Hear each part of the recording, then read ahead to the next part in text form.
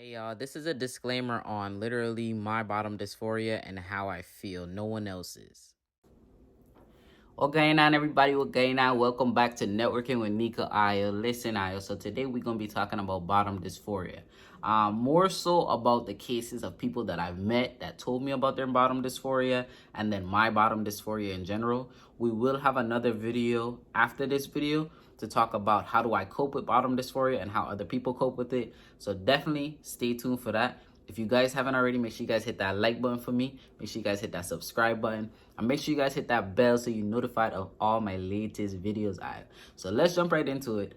Today, we're talking about bottom dysphoria. So for me, I'm going to start with me, Nyko, of course, because I could talk about myself, of course. So for me, I don't really have bottom dysphoria. I feel like I have, or let me say, I have bottom dysphoria, but I'm more of like the ignorant person in bottom dysphoria, if that makes sense. I know that sounds bad, but let me explain. So with my bottom dysphoria, I know that I have a female bottom, but I don't acknowledge it. So medically, yes, of course, y'all, I acknowledge it.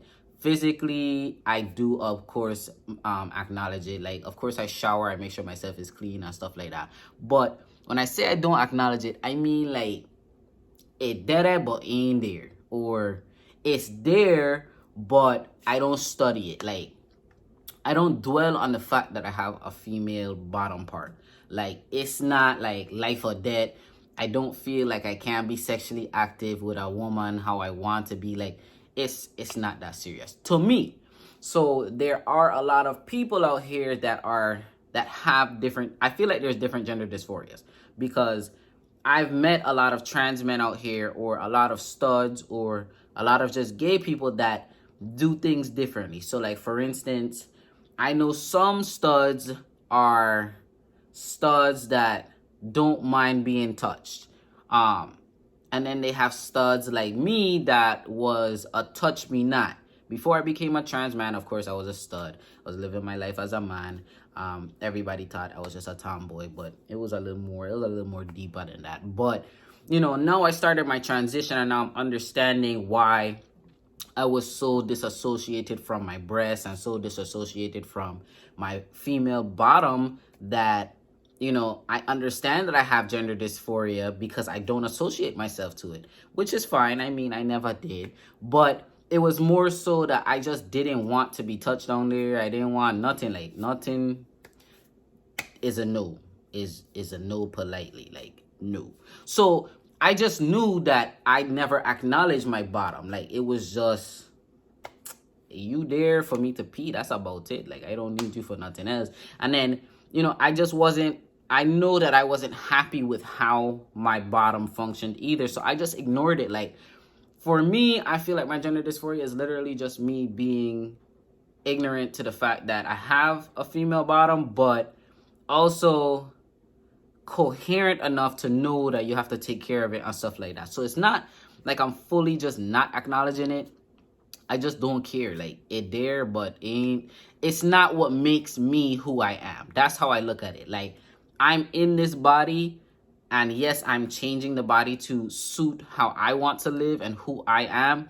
But before, in my, well, I'm still in the same body, but before, when I had my breasts, for instance, that didn't make me who I was. I was who I am and who I'm always going to be. So that's the difference between my gender dysphoria to me and other trans men, is my appearance didn't matter. Like, I used to walk around shirtless and I had double D, triple D breasts. Like, it didn't matter to me. Like, I gonna be who I want to be. And I saw myself as who I wanted to see myself as. Like, when I used to walk around shirtless, yeah, y'all see my breasts, or anyone who's seen my breasts when I was in my house walking around shirtless, that's not you. You see what you see, but I wasn't seeing it. So it's the same thing with the bottom. Not saying I walk around my house with no drawers on, y'all. Like, I'm not saying that. But I'm just saying, like, that doesn't make me who I am. So my gender dysphoria is a little different. Like, it's not where I dwell on the fact that I have a female bottom, or I dwell on the fact that I have breasts. I used to, because of back pain, but it wasn't really like, oh my God, I need to get rid of these.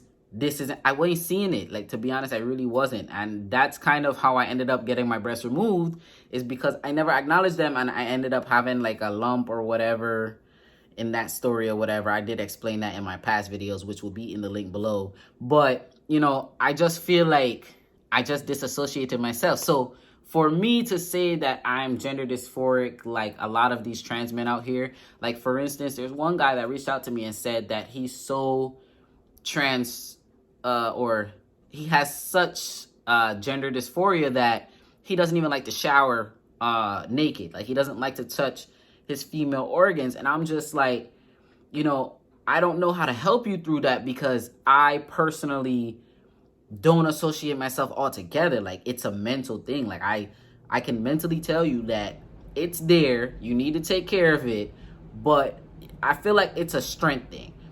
You gotta understand your strengths, and if you don't know your strengths, then you're gonna have a hard time fighting your gender dysphoria. So for me, I'm more mentally strong in my sense, where I know it's there, I know I need to acknowledge it, but I don't have to acknowledge it the way people expect you to acknowledge it, or society expects you to acknowledge it. Of course, you came out as a female body. You have that female body. You need to take care of it as a female body, and you need to be a female. No, I'm gonna be who I want to be. Period. And yes, I'll take care of my body because I want to live, but if I can get it removed, I'm gonna get it removed. Like, that's cool with me. So when they explained that to me, they were like, how do you get through your gender dysphoria? I was like, all right, bet. I'm gonna make a video to explain, like, it's more mental. It doesn't make you who you are. It's just your appearance. At the end of the day, your breast is your appearance. Your bottom is your appearance. And I mean, you're not out here flaunting your bottom either. So there's that. Like, it's under your clothes at that. I mean, your breast, you really, you wear a shirt and it, you know you can see the breast. So for me, it's all an appearance. That's not who you are or what makes you. I mean, it makes you physically, but that's not who you are on the inside. So for me, gender dysphoria with the whole bottom dysphoria, I just ignored it. I just watched or paid attention to, have more focus on the bigger things for me, which was just me as a whole, me accepting me for who I am and what I can change and what I can do. So gender dysphoria, I am gender dysphoric because, of course, I don't want my bottom, my female bottom, and I am doing something about it to change it. In my next videos to see, you guys will be seeing me talk about bottom surgeries, what I'm about to do. So the next video, I will be talking about gender dysphoria coping. I have bought stand-up devices, gave it a try. So I will show you guys that video as well. So my gender dysphoria, I'm gonna tell y'all right now, I ignore it, and I feel like I'm more mentally stable for me to accept the fact that, all right, I have these, what am I gonna do about it? I don't dwell on it. And I'm not saying a lot of these trans men out here dwell on it. I'm not trying to bad talk anyone. It's just different trans men feel differently. And I'm just telling y'all how I feel. I feel like it doesn't matter. It doesn't make me who I am. So yes, it bothers me. Like, my breasts did bother me, but that didn't make me or didn't stop me from walking around shirtless. Of course it didn't. It did stop me from walking around shirtless in public, because I mean, of course you'll get fined out here if you're walking around with tits out, unless you're in a strip club. But you know, it didn't stop me from being who I naturally saw myself, or who I naturally wanted to be and turning into, you know? So I just feel like a lot of these trans men should just keep their hopes up and just, it's mind over matter.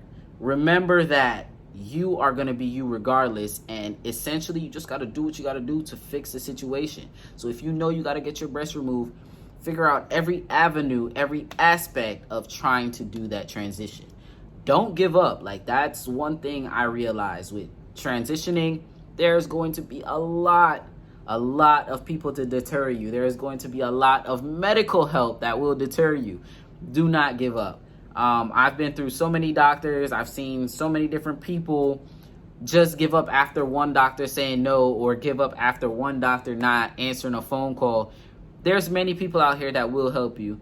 And if any of you guys out here are having a hard time with gender dysphoria, I will be your mental support, where I will tell you, like, bro, It's cool. You're gonna be all right. Like, we're gonna figure out how we can help you get to where you want to be. And at the end of the day, you're gonna get there. Like, it's just hard work and dedication. You just gotta keep pushing yourself. And for me, I am one person that will push to get whatever I want done and see it through. And for you guys who's following my journey, I definitely want you guys to see it. So if you guys haven't already, make sure you guys hit that like button for me. Make sure you guys hit that subscribe button for me. And make sure you guys hit that bell for any notifications that I have.